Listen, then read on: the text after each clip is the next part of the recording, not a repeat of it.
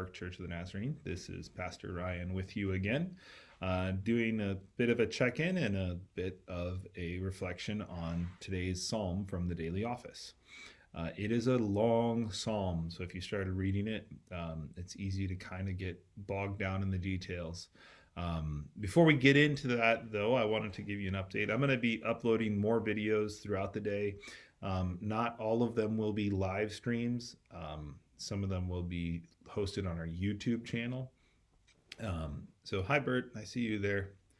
I can see who signs on. So hopefully as people catch these, and if they're on, I mean, I'm not saying stay glued to your phone or your tablet or whatever. But if you are on and you do catch them, feel free to type in and communicate, and we can talk that way. I actually thought it'd be kind of fun / interesting if tomorrow night at 7 o'clock we did a Bible study. So we can all log on to our computers. I'll send an email out and another Facebook post, and I'll text as many people as I can. If you haven't been calling your brothers and sisters in Christ, if you want somebody's phone number, reach out to me. We need to be communicating with one another. We need to be checking in on one another. And like I said in the Sunday morning message, it'd be great if we use this time to get to know one another even more. So if you have any questions about that, feel free to, oh, hello, you said hi. Hi, Bert. So I just think it'd be awesome if we made sure to connect with one another. So that's about all I'm going to do about announcements. We're still hunkering down. Hopefully you have the resources you need. If you don't, I've got a few volunteers who said they're willing to go out. But please stay in. Stay in. Yesterday, the president said that he recommends no gatherings of more than 10. Take this seriously. Hand wash. I have a friend who works in public health, and she's recommending that you kind of turn your mudroom, if you have it, or just getting undressed as much as you can and still stay decent outside and not bringing those clothes inside unless you're bringing them in to wash them. So we need to try to do our best to prevent the spread of this disease. That's how we'll be able to fix it. If you want to know more about the disease, I can share with you the information I've learned. Just reach out to me. I don't want to overload people with too much information. So on to today's reflection. It comes from Psalm 78. I thought about reading the whole psalm here, but that's a lot of reading. But I don't know if you've read it. I don't know if you have it, so I guess I am going to read it. I'm going to pull it up here. And I'm going to read it in the Contemporary English Bible, or the Common English Bible, which is one of my favorites. You can go onto Bible Gateway. That's where we posted these things. The links every morning come from there. So this is Psalm 78. Listen, my people, to my teaching. Tilt your ears towards the words of my mouth. I will open my mouth with a proverb. I'll declare riddles from days long gone, ones that we've heard and learned about, ones that our ancestors told us. We won't hide them from their descendants. We'll tell the next generation all about the praise due to the Lord and his strength, the wondrous works God has done. He established a law for Jacob and set up instruction for Israel, ordering our ancestors to teach them to their next generation.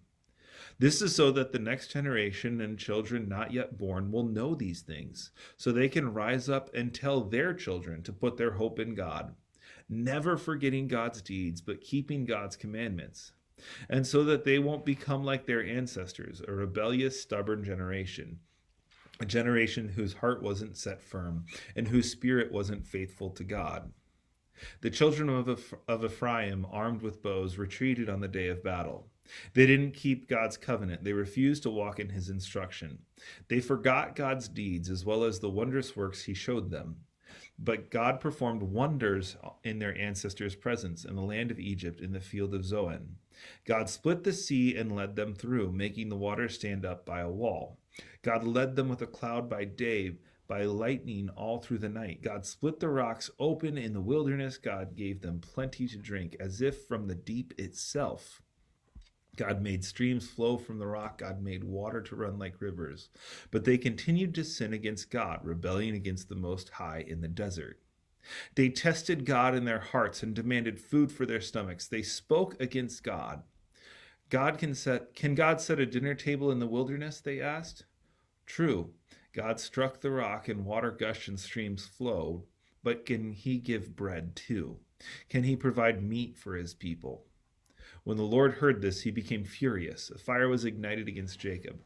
Wrath also burned against Israel because they had no faith in God, because they didn't trust his saving power. God gave orders to the skies above and opened heaven's doors and rained manna on them so that they could eat. He gave them a very grain of heaven. Each person ate the bread of powerful ones. God sent provisions to satisfy them. God set the east wind moving across the skies and drove the south wind by his strength. He rained meat on them as if it were the dust of the air. He rained as many birds as the sand on the seashore. God brought the birds down in the center of the camp all around their dwellings, so they ate and were completely satisfied. God gave them exactly what they had craved, but they didn't stop craving, even with the food still in their mouths. So God's anger came up against them. He killed the most hardy of them, and he cut down Israel's youth in their prime. But in spite of all that, they kept sinning and had no faith in God's wondrous works. So God brought their days to an end like a puff of air, and their years to total ruin. But whenever God killed them, they went after him. They would turn and earnestly search for God. They would remember that God was their rock, that the Most High was their Redeemer. But they were just flattering him with their lip service. They were lying to him with their tongues. Their hearts weren't firmly set on him. They weren't faithful to his covenant. But God, being compassionate, kept forgiving their sins, kept avoiding destruction. He took back his anger so many times and wouldn't stir up his wrath. God kept remembering that they were just flesh, their breath that passes and doesn't come back. How often they rebelled against God in the wilderness and distressed him in the desert. Time and time again they tested God, provoking the Holy One of Israel. They didn't remember God's power, the day when he saved them from the enemy, how God performed his signs in Egypt, his marvelous works in the field of Zoan. God turned the rivers into blood, and they couldn't drink their own streams. God sent swarms against them to eat them up, frogs to destroy them. God handed over crops to the caterpillars, their lands produced to locusts. God killed their vines with hail, their sycamore trees with frost. God delivered their cattle over to disease, their herds to plagues. God unleashed his burning anger against them, fury, indignation, distress, a troop of evil messengers. God blazed a path for his wrath. He didn't save them from death, but delivered their lives over to disease.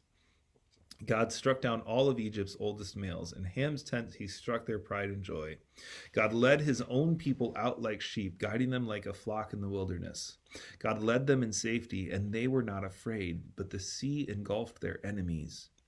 God brought them to this holy territory, to the mountain that his own strong hand had acquired. God drove out the nations before them and apportioned a property for them. He settled Israel's tribes in their tents. But they tested and defied the Most High God. They didn't pay attention to his warnings. They turned away, became faithless, just like their ancestors. They twisted away like a defective bow. They angered God with their many shrines. They angered him with their idols. God heard and became enraged. He rejected Israel utterly. God abandoned the sanctuary at Shiloh, the tent where he had lived with humans. God let his power be held captive. He let his glory go into the enemy's hands.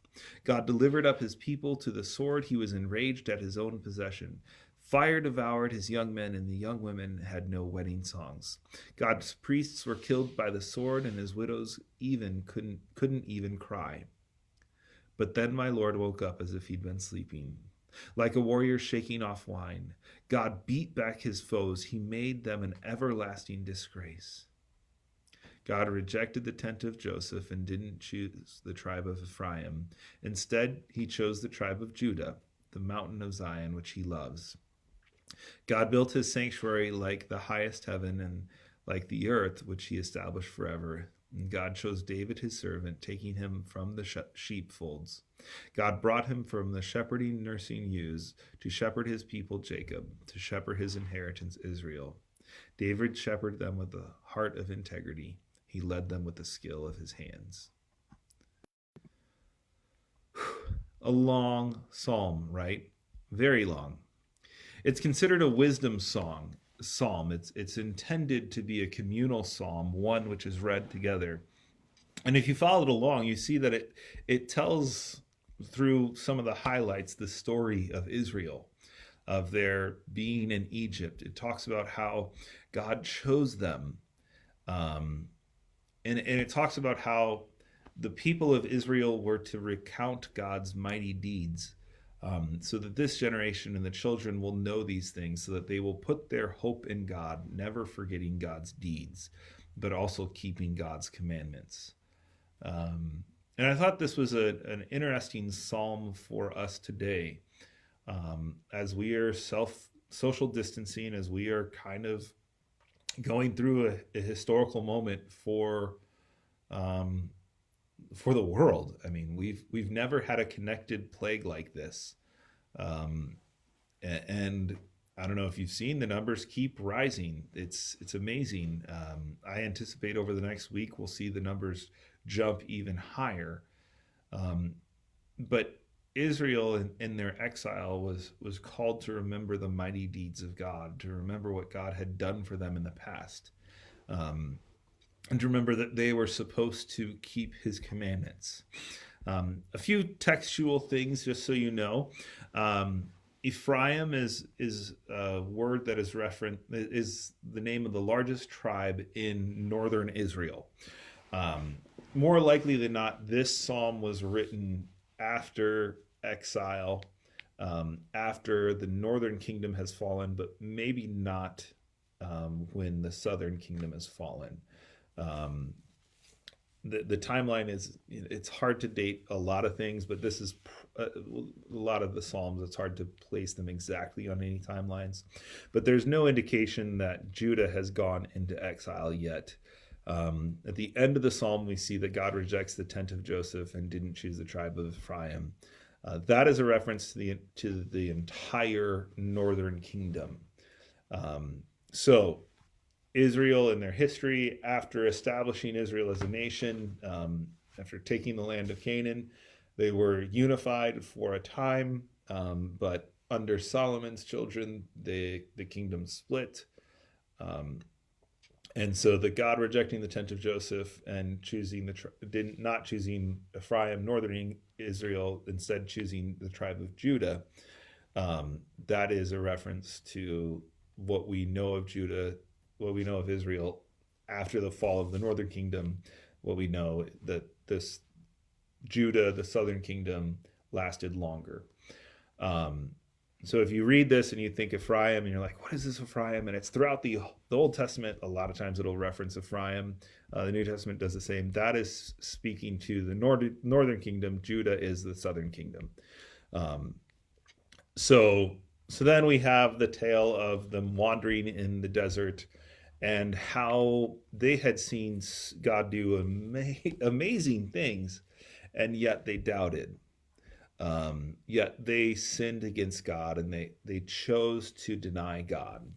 And I think one of the difficult things about this psalm for us is that we don't like a God of wrath.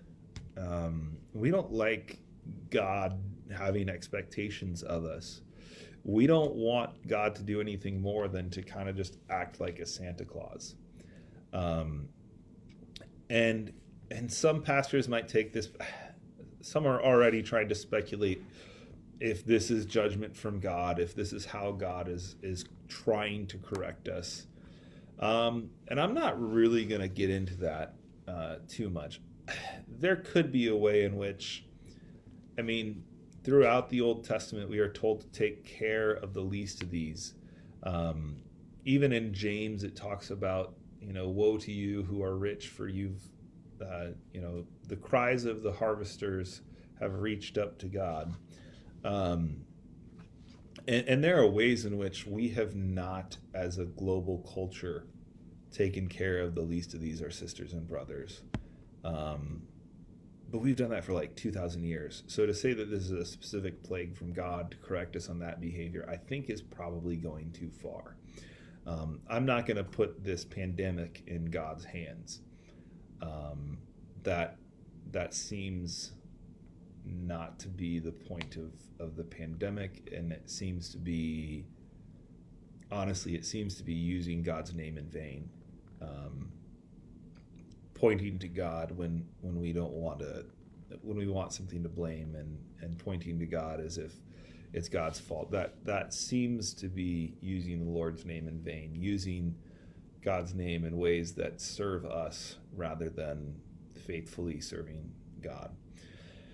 So instead, I think we should focus on how God had protected them, on how God guided Israel. I mean, Psalm 78, while it talks of wrath, and we may get thrown off by that, that is not the emphasis. The emphasis is on how faithful God is despite our faithlessness.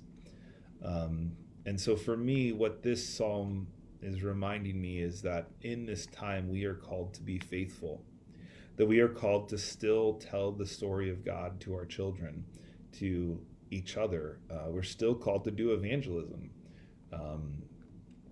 And so that's what I hope. I hope you will cling to God's faithfulness, remembering what God had done for Israel, and then remembering what God did in Christ, remembering that the kingdom of God has come near and we get the opportunity to live into it. Furthermore, I hope this encourages you to learn the story. If you read through Psalm 78 and you did not recognize all the highlights, maybe this is a good time to go read the book of Exodus. I mean, you could spend your time binge watching Netflix, but maybe go read the book of Exodus. Get to know it better. Maybe you just read the histories. So Exodus, and then after that you go to Joshua and Judges, and then from there you go on to 1st and 2nd Kings, or 1st and 2nd Samuel, and then either 1st and 2nd Kings or 1st and 2nd Chronicles. They kind of follow the similar time period. Those would be wonderful things to do. I realize that's a lot of reading, but it would be very, very helpful to your faith. As far as tell these stories to the next generation, I wanted to give you a heads up that we're working on live streaming children's stories for children. So I'll give an announcement about that in an email soon. We're waiting to get those figured out. But I pray that you will continue to place your faith in God, remember what he has done for Israel, and that you would not let this time be a time for you to sin, but that it would be a time of greater devotion and greater attention to God. Hope you have a great day, and you all will see you later. Take care.